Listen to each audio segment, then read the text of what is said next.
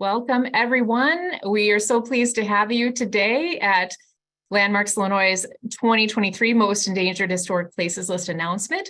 Just wanted to say we're going to pause for just a moment to ensure that our Facebook Live is up and running so that our friends who are joining us out in Facebook or in Instagram have the time to hear us. So I just want to let you all know we are going to get started momentarily.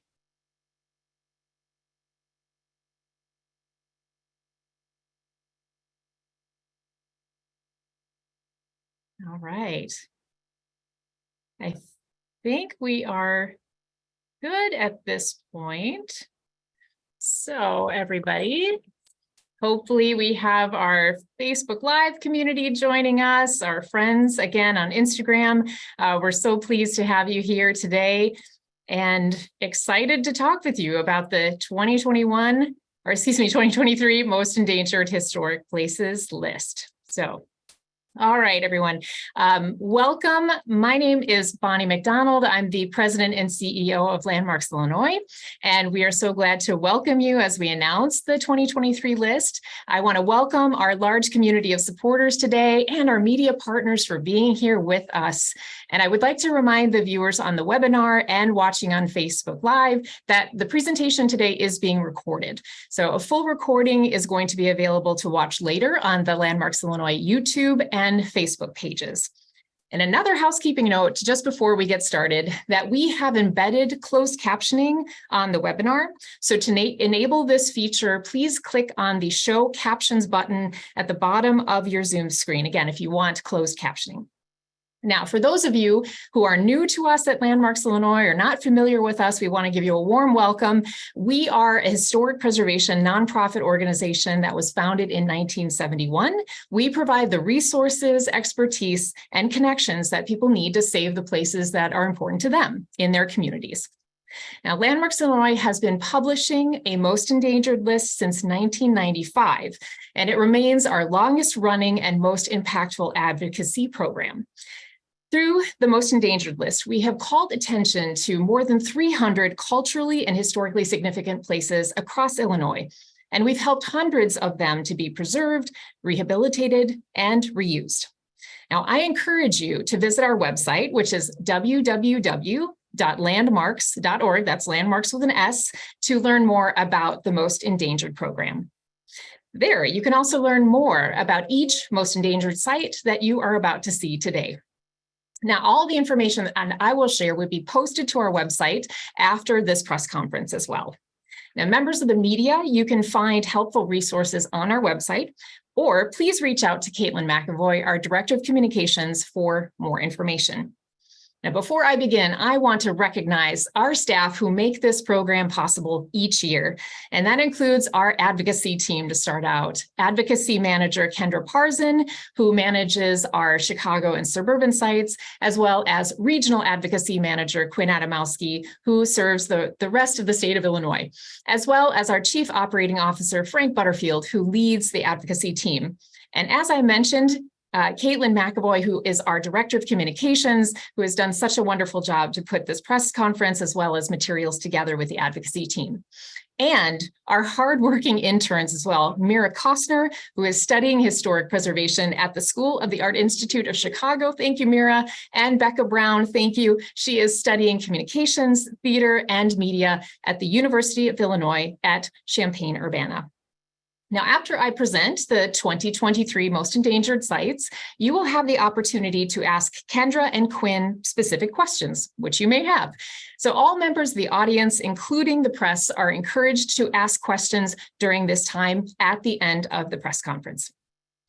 Now, Landmarks Illinois wants to acknowledge that our endangered sites are located on the ancestral land that was, and still is, home to several Indigenous people and Native American tribes.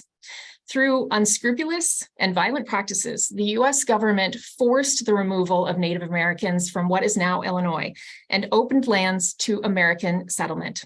I wanted to say this because we will reference the American settlement period today for several listed sites, and we want to acknowledge telling the full history of these places. So now I would like to begin the 2023 Most Endangered Historic Places list and sharing them with you. Our first place on the most endangered list this year is a repeat listing, the Century and Consumers Buildings in Chicago. Landmarks Illinois included these two prominent skyscrapers on our 2022 most endangered list, so you may recognize them coming back again. Due to the heightened threat of demolition during the past 12 months, we are listing them again. These buildings are located prominently on South State Street and are contributing structures to the Loop Retail Historic District, which is listed in the National Register of Historic Places. The Consumers Building, which is pictured on the left, was constructed in 1913. And the Century Building that you see pictured on the right was constructed 2 years later in 1915. They and two smaller buildings in between have sat vacant since 2005, when they were acquired by the U.S. General Services Administration, or as we'll refer to the GSA. Past redevelopment proposals have been halted due to security concerns at the Dirksen Federal Courthouse, which sits immediately to the west of these buildings. The GSA is currently undergoing a federal review process to determine a future for these buildings, but demolition continues to be a likely option. The GSA has already started to demolish one of the two smaller commercial buildings located between the Century and Consumers buildings, putting extra pressure on finding a preservation solution in the very near future.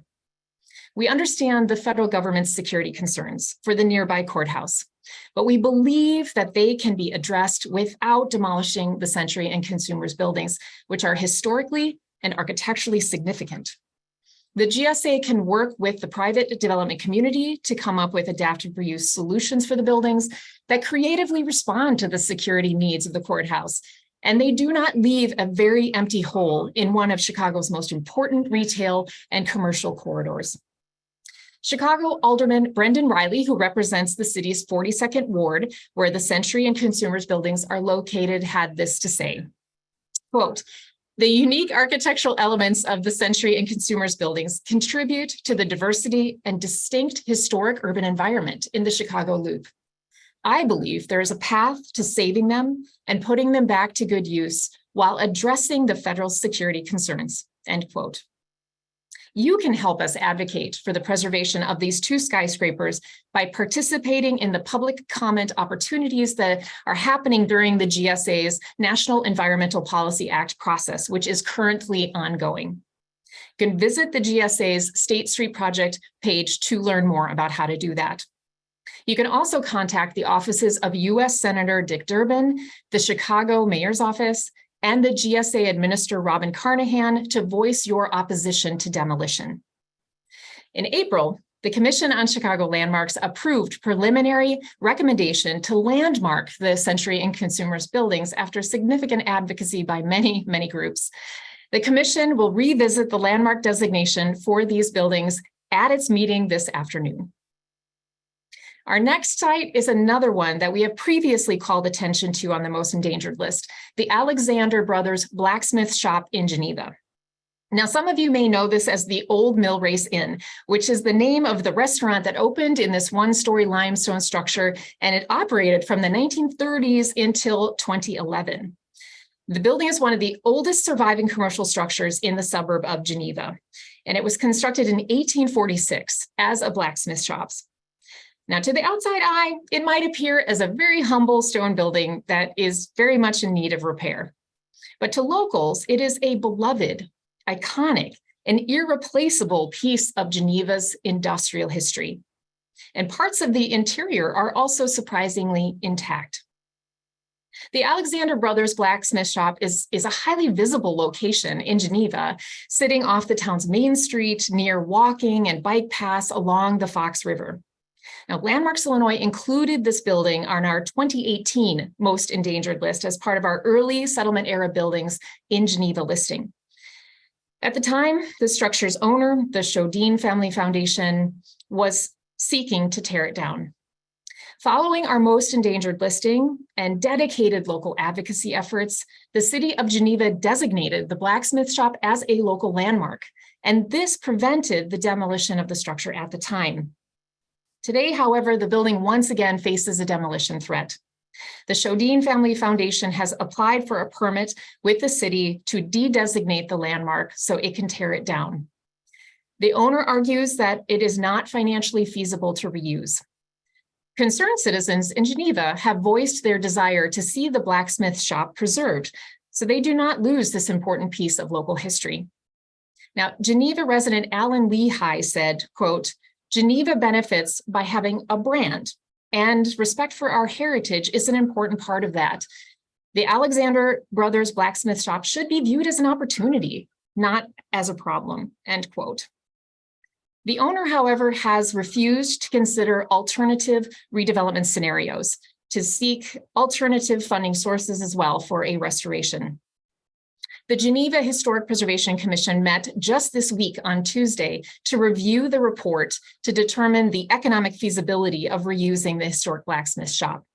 The commission will consider its hearing on this topic on June 20th. Oh, excuse me, it will continue. We'll have a continuation of this hearing on June 20th. Now, you can help us in this effort to save this place by speaking publicly at this upcoming hearing again on June 20th. You can also voice your opposition to demolition and support for keeping the blacksmith shop as a local landmark to the Geneva City Council. And our next listing, the Oak Cottage in unincorporated DuPage County, is another example of a place that is closely tied to local heritage. The cottage was built in 1850 as a home for William Briggs Greene, who was amongst the early American settlers of DuPage County. Now, the home is adjacent to a barn, and they sit on 14 acres of Green Valley Forest Preserves in Naperville. At more than 170 years old, the cottage serves as a window into American agricultural settlement and the continuing development patterns of DuPage County. And the property is owned and managed by the Forest Preserves of DuPage County. Unfortunately, it remains largely unused, and it could be demolished if no future use is determined. Last June, the Forest Preserve put a deadline on finding a preservation solution. A third party must come forward and propose a new use for preservation within 3 years or less, according to the Forest Preserve's plans, or demolition may occur. Now, local advocates in DuPage County are asking the Forest Preserve to create an ad hoc committee to determine an adaptive reuse plan for Oak Cottage. They want to see the property preserved and open to the public. We heard from Becky Simon, who leads the Naperville Preservation Organization, and she said, quote, "Oak Cottage is so much more than an iconic American white farmhouse. It is a window into the cultural heritage of the Naperville area. At a time when Naperville's architectural heritage and agricultural heritage is being actively celebrated in museums and honored in bronze statues, it is important to preserve its original agricultural structures in situ," end quote. Now, we realize 3 years may seem like a long time, but we urge that efforts begin immediately to find a preservation solution so that Oak Cottage has the highest chance of being saved. And you can help us and local advocates save Oak Cottage by taking a few steps. First, please sign the petition at change.org that calls for the preservation and public use of Oak Cottage and the Green Barn. We also ask you to voice your support for reuse to the Forest Preserve District of DuPage County and the DuPage County Board of Commissioners, and you can see their contacts on the screen now, and we thank you for your help. Our next 2023 Most Endangered site is another that is very important to locals in the community. It is this historic wooden bridge in Richmond. The bridge was built around 1850 when William McDonald initiated the American settlement of what became Richmond. Now, 2 of these wooden bridges were actually constructed at the time. They are prominently featured in the city of Richmond's logo. However, one has already been demolished. The surviving city-owned bridge has been closed to traffic since the 1990s due to unsafe conditions. It has not received proper care, and it continues to deteriorate. The bridge needs basic protection and maintenance work. It also needs to be designated as a local landmark, which would heighten awareness of its historic significance and provide future protection for its preservation. And if this does not happen, and happen very soon, the bridge may suffer the same fate as its former companion and be torn down. We urge village officials to work with local advocates like those at the W.A. McDonald Foundation to conduct proper maintenance on the bridge and ensure its longevity. Now, Allison Kessel-Clark of the local W.A. McConnell Foundation said the following about the bridge. Quote, though through lack of attention and basic maintenance, irreplaceable history can be lost forever. Richmond's historic wooden bridge is quietly suffering this fate. Once a popular and beloved landmark, this bridge and its now gone twin formed a practical connection in a frontier community that had been previously divided by a railway. With dedicated attention and upkeep, our hope is that Richmond's historic wooden bridge will live on for generations and serve as a gateway project, opening doors and minds to the value and importance of the many historic structures all over the Richmond, Illinois area, end quote. Now, we ask those in the audience who are interested in helping preserve the wooden bridge to reach out to the W.A. McConnell Foundation. Their contact information is on screen now. You can also find contact information for Richmond officials on the screen so that you can reach out and voice your support for the historic bridge. We now go from Northern Illinois to the small Southern Illinois town of Brooklyn, which sits across the Mississippi River from St. Louis, Missouri. We are listing the town of Brooklyn as endangered due to a number of threats the historically significant town faces. Brooklyn is the oldest majority Black incorporated town in the country. It is also one of the last remaining. Priscilla Baltimore led 11 Black families out of Missouri into Illinois in 1829. The first settlers established a freedom village where people escaping slavery would be safe and welcomed. Two of the town's churches also served as underground railroad sites. The village of Brooklyn was incorporated in 1873, making it the first legally recognized Black majority town in the United States. Today, the town is home to just 600 residents, and the population continues to decline, leading to a limited economy and tax base. To those who remain, however, they are very proud of Brooklyn's rich history and want to see it properly recognized and preserved. Another threat to Brooklyn is its diminishing land area. The village has sold parcels of land back to Norfolk Southern and Union Pacific Railroad companies, which operate nearby railroad tracks. And there are numerous organizations like the Historical Society of Brooklyn, Illinois, and local residents who see a better future for the village, and we support their efforts.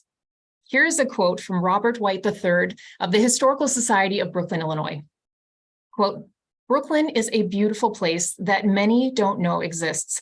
Brooklyn continues to remain strong despite challenges, and its continued existence serves as an example of tenacity, hope, and relentlessness. To fully understand the no surrender attitude of Brooklyn, it's important to know the town's history of self-determination. The seed of courage was planted long ago by freed women and men and must be nurtured today if Brooklyn is to survive. Our ancestors labored diligently and passed the baton for us to advocate their efforts forward. Brooklyn is deserving of the honor, recognition, care, and respect for the rich contribution that the village has added to local, state, and national history, end quote. We believe Brooklyn, Illinois belongs on the National Register of Historic Places. Now, such a designation would help the town gain national attention that it deserves, and it improves the access to funding for preservation initiatives. Proper investment in Brooklyn, its history and built environment would also provide an economic opportunity for the people who call it home. It would bring much needed jobs to the area and increase the local tax base. We are also calling for a moratorium on all future land sales to the railroads, so Brooklyn's physical presence does not continue to shrink. Now, those interested in helping preserve Brooklyn can contact the local historical society and reach out to Brooklyn Mayor Vera Glasper Banks to voice your opposition against those future land sales. Our next 2023 Most Endangered listing is similar to Brooklyn in that it does not contain one single historic site, but it calls attention to a larger issue facing in Illinois City, and it's affordable housing in CAIRO. Now, CAIRO is Illinois' southernmost town and was once a prosperous port city. It has a rich history. It was a former stop on the Underground Railroad and served as an important staging area for the Union Army during the Civil War. Although CAIRO contains a number of historic resources, in recent years, the town's legacy has been overshadowed by an intense but reversible housing shortage. Multiple public housing complexes in CAIRO have closed. And last fall, the U.S. Department of Housing and Urban Development, otherwise known as HUD, unexpectedly announced that CAIRO's Connell F. Smith Senior Building, pictured on screen, has been determined unsafe in the event of an earthquake and therefore would be demolished. The Connell F. Smith Senior Building was built in 1968 and is currently home to around 60 residents. If torn down, it would be the fifth public housing complex in the CAIRO area that HUD has closed in recent years. These closures have displaced residents and forced them to find housing outside of CAIRO, causing the city's population to decrease. Stephen Tarver of the Alexander County Resident Advisory Council said this about the possible demolition, quote, "As a member of the Alexander County Resident Advisory Council, I feel the closure of the Connell Smith Building is unfortunate and unnecessary.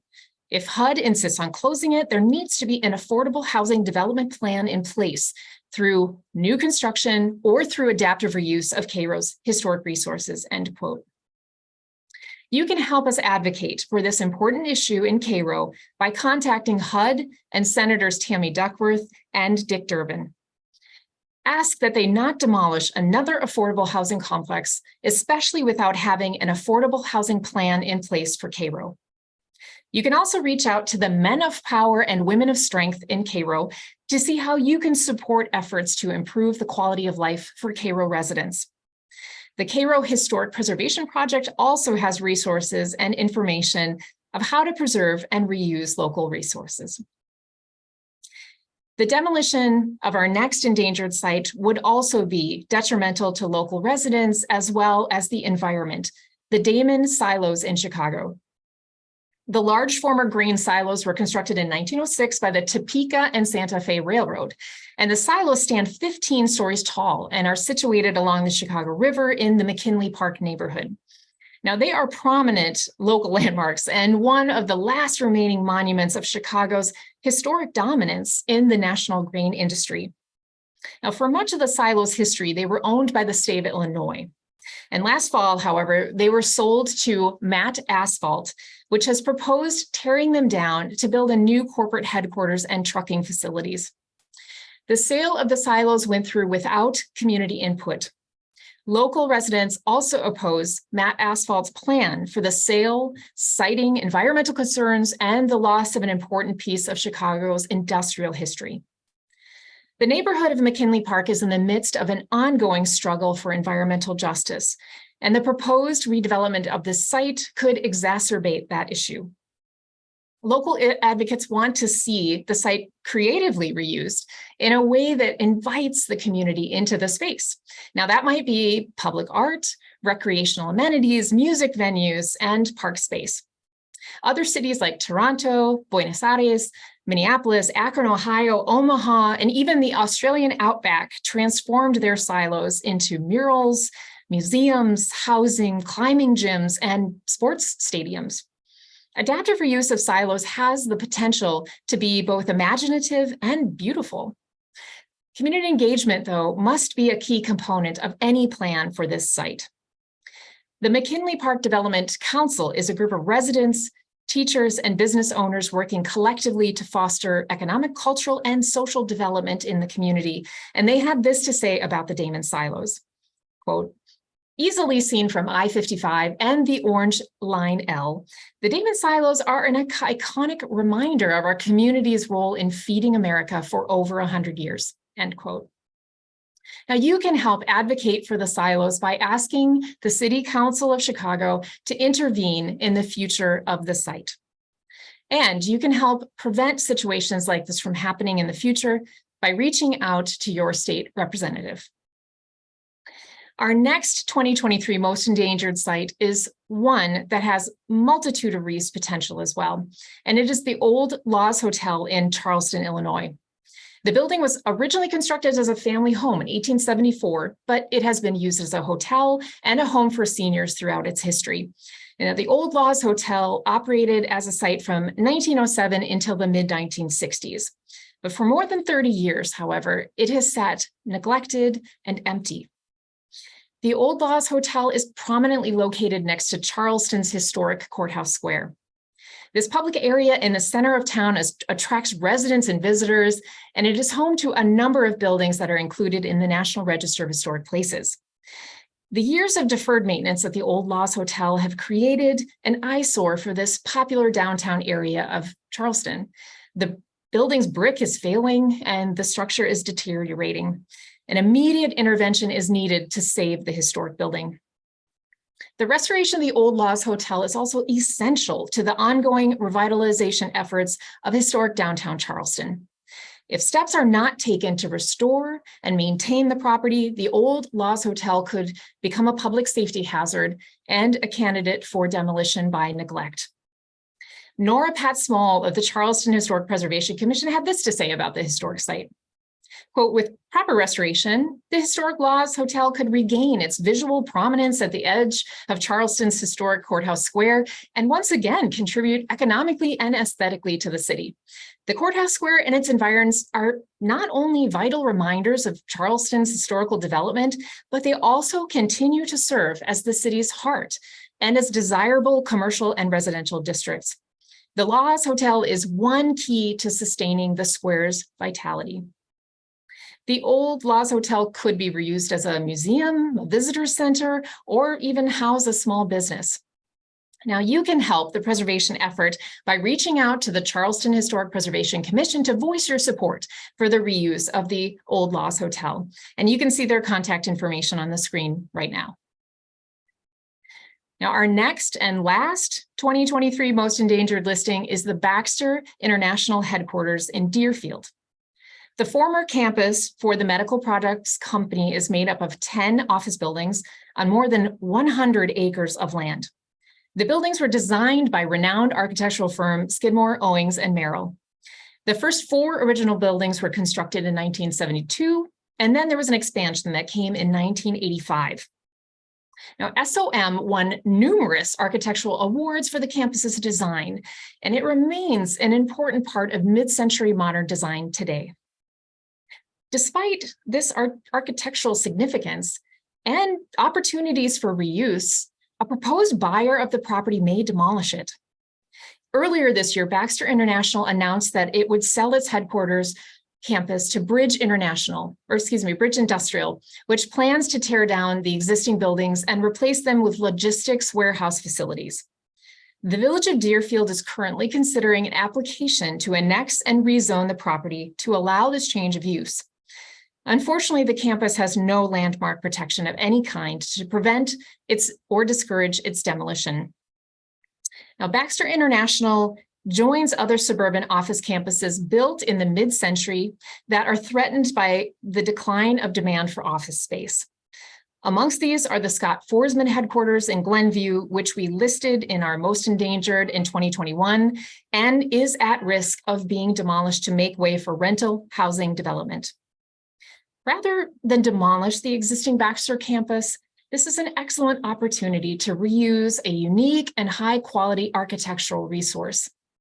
Eager Gill, the founder of Moss Context, a Chicago-based nonprofit that addresses issues affecting the built environment, had this to say about the threatened Baxter site.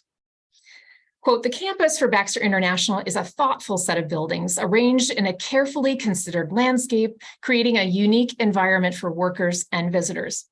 Among them, the remarkable Central Facilities Building stands out for its new structural system that allowed a vast, uninterrupted, and flexible interior space. It is a building at the forefront of architecture and engineering that represents the vision and qualities of the corporate campus architecture of this period. Repurposing this key building as part of future plans for this campus would provide the new owners with a unique and irreplaceable piece of architecture easily adaptable for new uses, end quote. Now, help us advocate for the preservation of the Baxter campus by contacting the Village of Deerfield Plan Commission. Tell them to oppose the rezoning of the property from office to industrial, which could allow BRIDG Industrial to create logistics facilities on the site. The Commission plans to hold a public meeting May 11th to discuss the future of the former Baxter campus, and we encourage preservation advocates to attend if they can. Now, this concludes the sites on our 2023 Most Endangered Historic Places in Illinois.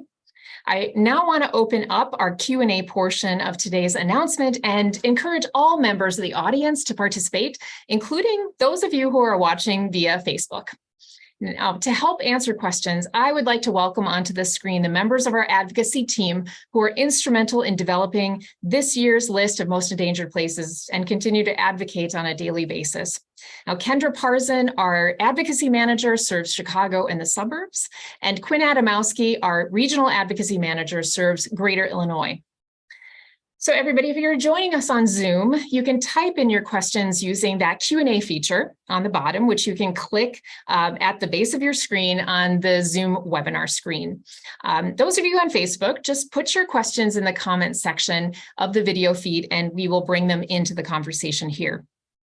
We will be reading off your questions and we will try to get as many of them as possible. So thank you very much and we look forward to answering your questions. So with that, let's get started, Layla. I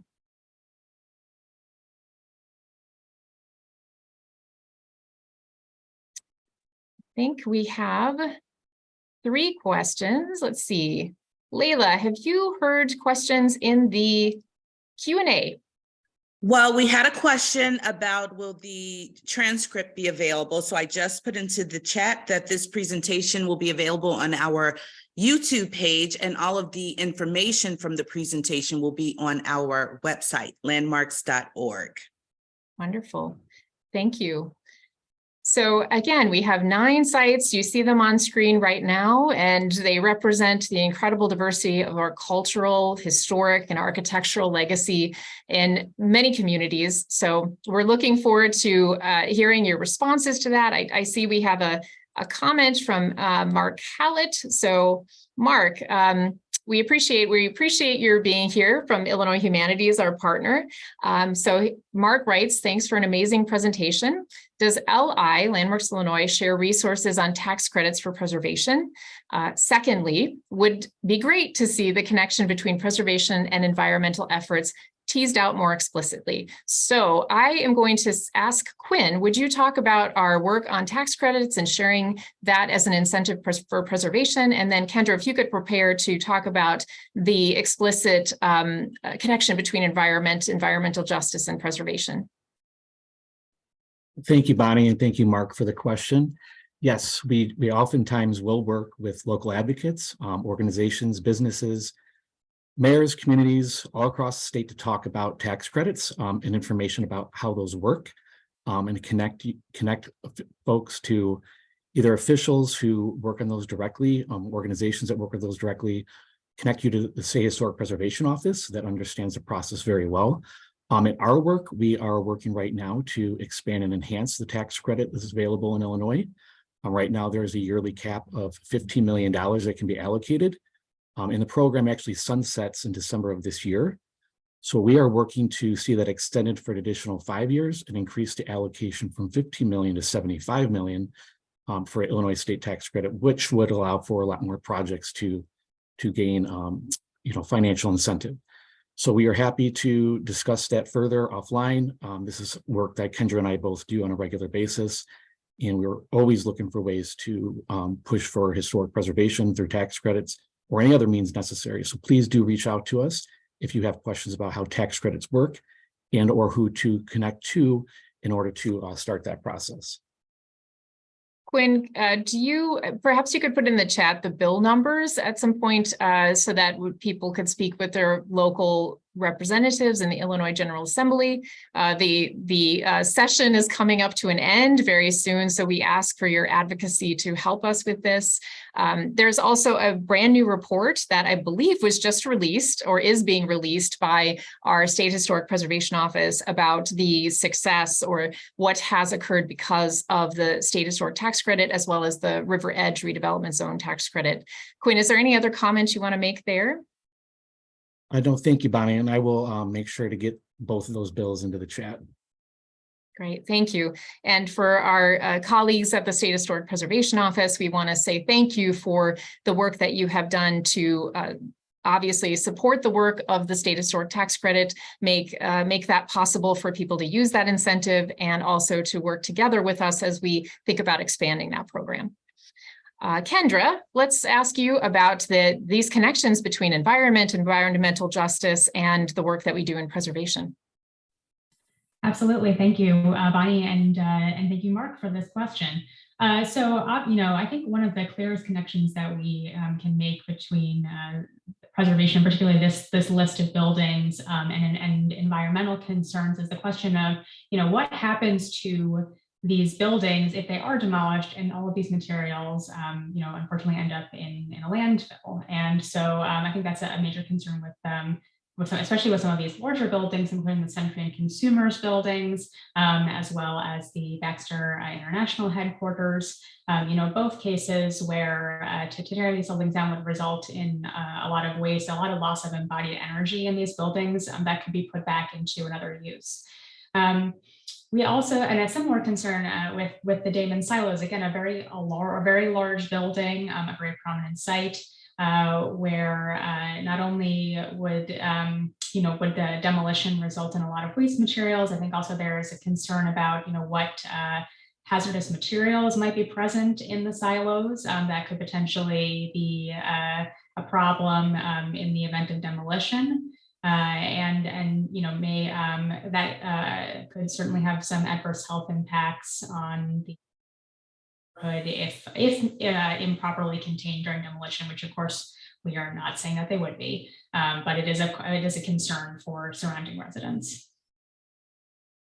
Kendra, thank you, and Quinn as well. As mentioned in the press conference, we're certainly asking you, if you're a resident of the city of Chicago, to contact your city council member, the mayor-elect's office, as Mayor Brandon Johnson takes office, to contact him about DAMEN silos. And you can also reach out to Kendra if you have additional questions about this and how you can become active. While we're looking through the chat as well, because there are several questions coming in, I just wonder, Kendra, if you could take a moment, since we also had an environmental justice connection to our work in partnership with People for Community Recovery at Untitled Gardens. Just thinking about the link to another Most Endangered site, is there any update that you would like to give to our community? Yes, thank you, Bonnie. So we, since listing school building C at Untitled Gardens a couple of years ago, have recently been able to arrange for a conditions assessment of the interior and exterior of the building by MIA architects, and with the support of Chicago Public Schools, who are very gracious to give us access to the building to do that assessment. So we are looking forward to the results of the assessment, which will support People for Community Recovery in their efforts to reimagine the building as a center for environmental justice. So I'm very happy to continue to work with People for Community Recovery on those efforts. Thank you, Kendra. I put you on the spot there. So great job. I wanted to ensure people knew we have a wonderful set of connections to partners who are doing this work.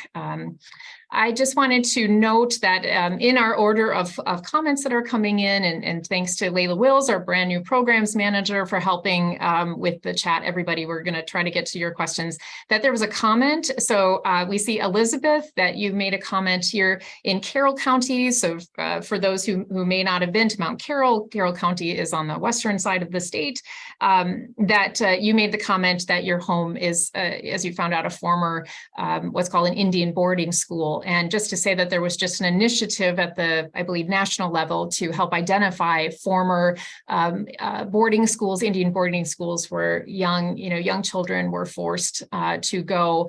And there's been a conversation with our State Historic Preservation Office about the identification of these and how to continue moving forward, and I think in partnership with our tribal representatives and Native American community. So Elizabeth, thank you for identifying that. And if you have more questions, please let us know, or if you have more information.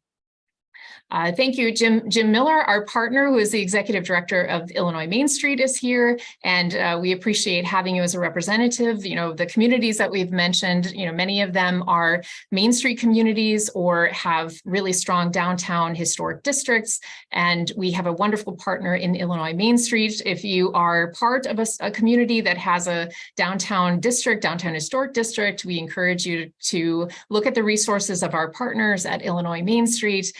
And thank you to Illinois Main Street for partnering with us and supporting our work to expand the state historic tax credit as well. Moving on to our next question, I believe. So once a property including private properties, is on the Illinois list of historic places, is it legally protected from demolition? So I believe we are talking probably about the National Register of Historic Places. Just to say, we used to have a state register, and I believe that we no longer actively put buildings on the Illinois State Register. So we primarily work with the National Register and then local landmarking. So perhaps Kendra, can you take that question? Sure. And actually, as I'm just scrolling down and I see that Brian is actually referring to our Landmarks Illinois list, not to the. So the answer, unfortunately, is no. There is no legal protection that arises from inclusion in our most endangered list. But you know, by calling attention to these places, we hope that we can arrive at a place where they may receive either national or local landmark designation and have some more of those protections, as well as just increase awareness that these places need our assistance. So thank you for your question. Thank you, Kendra. We appreciate the Illinois list of historic places could be multiple things. So yes, we have our most endangered historic places. So thank you for clarifying. We just want to also make sure we let the folks know from the W.A. McDonald Foundation out of Richmond that we're very glad they're here and supporting us. Thank you to the board of directors for watching today. Next to Jerome's question, often Landmarks Illinois selected sites are clustered around the Chicago area. How is the organization reaching more to regional areas? Quinn, could you answer that? Sure, I'd be happy to. So Landmarks Illinois was at one time very focused in on the Chicagoland area, and that changed a little bit after 2010. Frank Butterfield was director of Springfield office, and he worked to expand the network throughout the state. Frank is now our COO, and I've been in this similar position as regional advocacy manager for the last couple of years. And I am doing my best to travel throughout the state. I am actually currently in Alton, Illinois, and trying to reach out to different partners across the state and to learn more about what's going on with our historic resources. And over time, my goal is to create a larger network, and we've been working diligently on that. My territory is, so everyone is aware, from Galena all the way down to CAIRO, which I will be in on Saturday. And if you do have interest in engaging with us more, I would encourage you to reach out. And Jerome, I do know that we have been in contact previously with regards to East St. Louis. And of course, we are always happy to work with folks in East St. Louis. Currently, we have a partner there with the Broadview Hotel. That's going to be a great project for East St. Louis. So I am always looking to find new partners, and you can find my contact information on our webpage. That is my cell phone, my email, and I would encourage you to reach out so we can learn more about what's going on in communities throughout the state. And we do try to list properties or places, for that matter, like Brooklyn this year, where we see a lot of trajectory, and we see partnership opportunity, and we see the opportunity for Landmarks Illinois to engage in a very real way to help local advocates in their efforts. Our job, we do not view our job as an organization to come in and say, you must do this, or you should be doing this. Our job is to augment ongoing efforts at a local level. And I will also say that our Director of Communications, Caitlin, is constantly going through and trying to find new activities going on throughout the state as it relates to preservation matters. So we're doing what we can.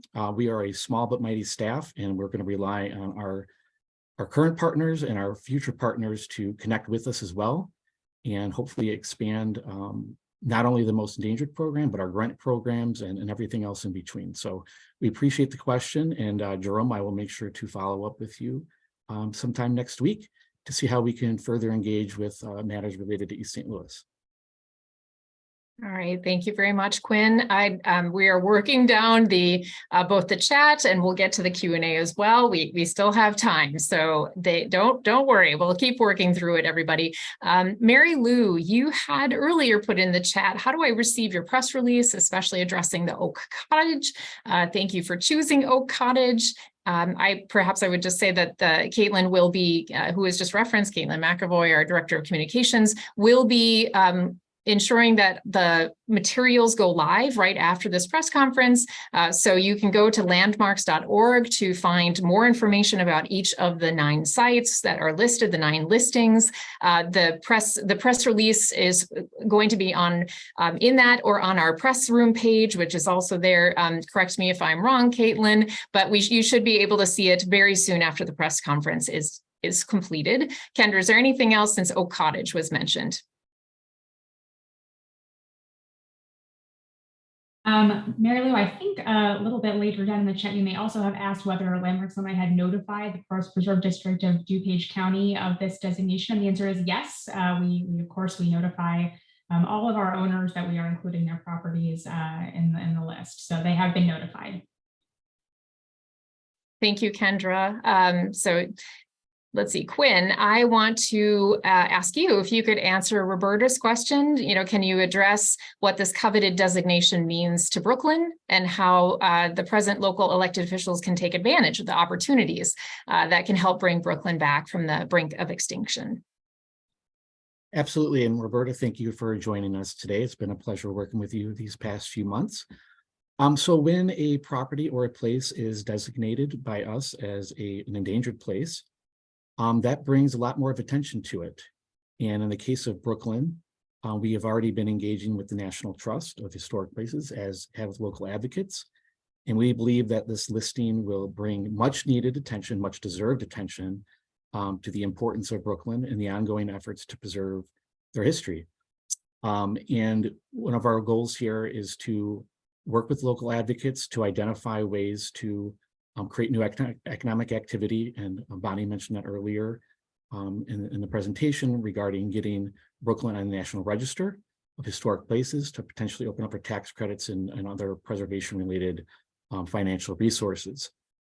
Designation by us as a most endangered historic place also ensures that we will be a committed partner to see through the very important work that's being done in Brooklyn and elsewhere.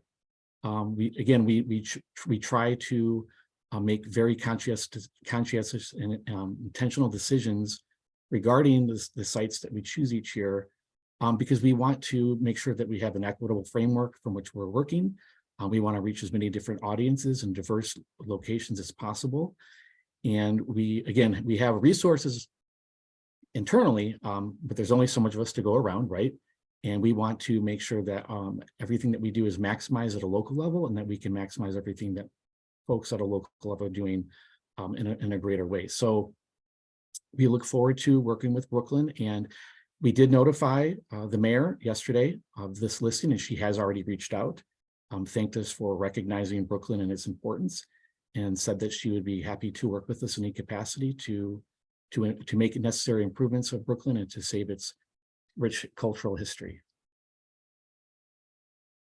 Thank you very much, Quinn. And we appreciate there are a number of, affirming comments in the chat, which we appreciate, especially from our partners at the State Historic Preservation Office. So thank you for that. I see, we have some comments that are coming in. Frank Butterfield, our Chief Operating Officer, has noted that he can answer a question about the selection process, I believe. So Frank, would you come onto the screen? Can you see me here? Yes, welcome. Oh, I think Kendra was going to also type it in the Q&A as well. But just to note about the most endangered process, we receive nominations from all over the state, dozens of them, and so have to obviously every year curate the list down to what you see before you.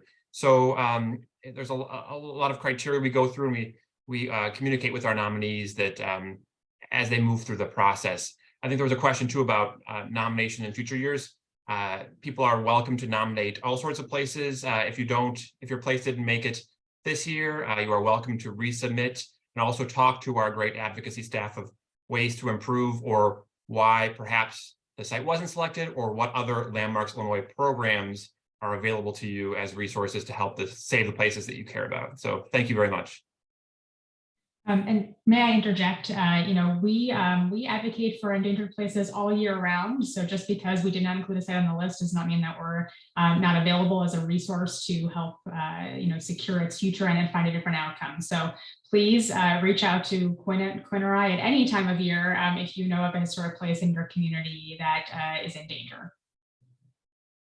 And just to add one little plug too, speaking of other programs, here we are on Endangered, but we also want to celebrate our wonderful success stories too. So get a nomination in for our awards. Those nominations are due June 1st.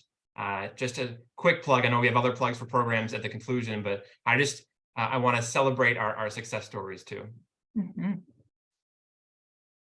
Thank you. Thank you for answering that. So I think this was a response to our question in the Q&A just about our nomination process. So we appreciate Frank and Kendra, you talking about that. Also, we had a nice comment in the Q&A from our partners at the CAIRO Historical Preservation Project to say thank you for listing affordable housing in CAIRO. And we look forward to working with our partners there and across the state because Landmarks Illinois has worked with and supported many adaptive reuse projects that have been adapted for affordable housing. And in fact, I would refer to the report that just came out about the state historic tax credit that I believe our statistic is something like when housing is created by the state historic tax credit, it is 99% affordable housing. So it's been a successful tool.